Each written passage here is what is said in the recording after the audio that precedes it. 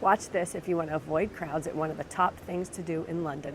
It's 10 a.m. and I just finished a Tower of London private tour with a Beefeater. I'll tell you how to book it and how much it costs at the end. It starts at 8:30 outside the Tower of London with a guide who gives you historic information about the city. I felt it was a lot like what I had to learn for my life in the UK test. That lasts until 9 a.m. and then you're taken to a separate entrance from the general public and are greeted by a Beefeater whose official name is a yeoman warder. You are still entering the Tower of London at the same time as the general public. In comparison to the 5 other times I've been to the Tower of London and taken the free tour that's available to the general public with the Beefeater, I can say the information is pretty similar and a lot of the jokes are the same, but on the private tour you do get access to a VIP area and get to see the King's residence. And even though I feel like I've walked outside the Tower of London a million times, I never knew that this area right here where you see this small balcony is part of the King's residence should he be here. This tour ends at 9:30 right outside the Crown Jewel, so you don't receive special access to that, but if you see my video on the top mistakes people make when visiting the Tower of London, you know that seeing the Crown Jewels should be your first thing to do. So as soon as this tour is over, you should go straight to the Crown Jewels. I still think you should take a free tour with a Beefeater later in the day. My tour was limited to 30 people and the free ones are basically whoever shows up. Neither tour goes through the chapel like they used to unless there's extreme weather conditions. As a Fever ambassador, my tour was complimentary, but in the comments I'll drop information for you on how you can book it. The cost is £60 compared to general admission, which is around 35, so it's a really good deal. When you travel, if you like things to be quick and easy and don't mind paying more to make that happen, this tour is for you.